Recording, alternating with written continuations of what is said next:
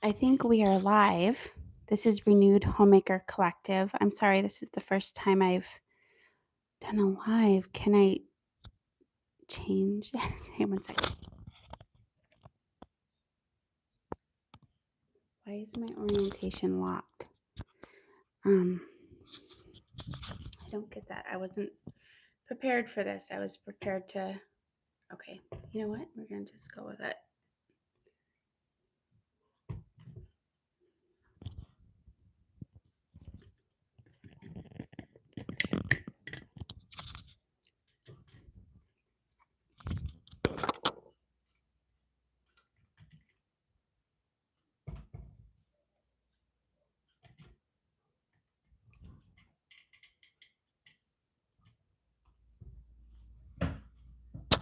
I thought it was going to be horizontal. I'll have to figure out why it's not that way. But I have an announcement to make. Are you an overwhelmed biblical homemaker just wanting some more encouragement? I wanted to let you know that on Fridays at 1:30 Central Time, I am going to be going live, and we are going to do a Bible study on homemaking. I really wish I could. I wish I could turn it the other way, but I'll have to research that and figure that out. I'm so sorry. I don't know what I'm doing. I just wanted to give you a sneak peek into what you can expect on Fridays. Hopefully, I won't have all this trouble that I'm having now. Proverbs 12:20. Deceit is in the heart of those who devise evil, but those who plan peace have joy. That is really amazing. It says those who plan peace. So I thought that, peace was a fruit of the Spirit. It is a fruit of the Spirit.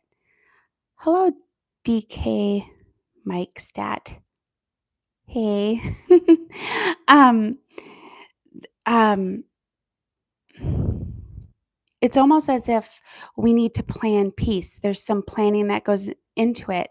Like, it's a fruit of the Spirit. Yes, God just gives it to us, but it says those who plan peace. And as soon as I read that, I thought of Proverbs 14:1 that says, the wise woman builds her house, but the foolish one tears hers down with her own hands. I'm talking about biblical homemaking and DK Mike Stat. I'm talking about biblical homemaking and a Bible study that I am going to be hosting on Fridays. Hope that answers your question. So yeah, we need to plan to have peace. And there's lots of different ways that we can plan to have peace, in our homemaking routines and things like that. So that's just an example of what I may be going over on Fridays. Here's another example. And these two Bible verses kind of go together. They're in Matthew. The Son of Man did not come to be served, but to serve and to give his life as a ransom for many. That is Matthew 20:28. And then also Matthew 23:11. The greatest among you shall be your servant. That really ties into biblical homemaking because, we can be Christ-like in our home. We can be Christ-like in our home. We can be Jesus to our children, to our husband, the way we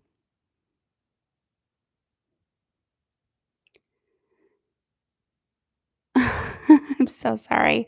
I've never done a live either, Ruby, so sorry that I'm showing up and you're trying to find Lego videos. How we are called to be Christ-like in our homes and lay our lives down for our families and in our homes.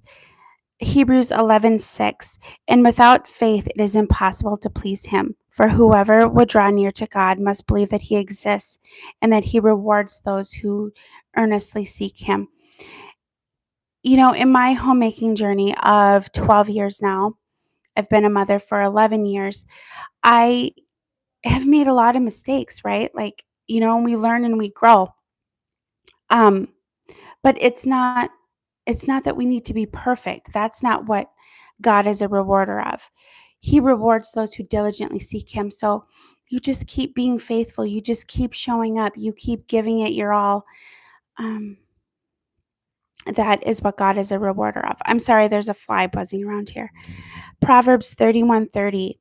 Charm is deceptive and beauty is fleeting, but a woman who fears the Lord is to be praised. So it doesn't say a woman who has it all figured out, a woman who, does it all. It says a woman who fears the Lord.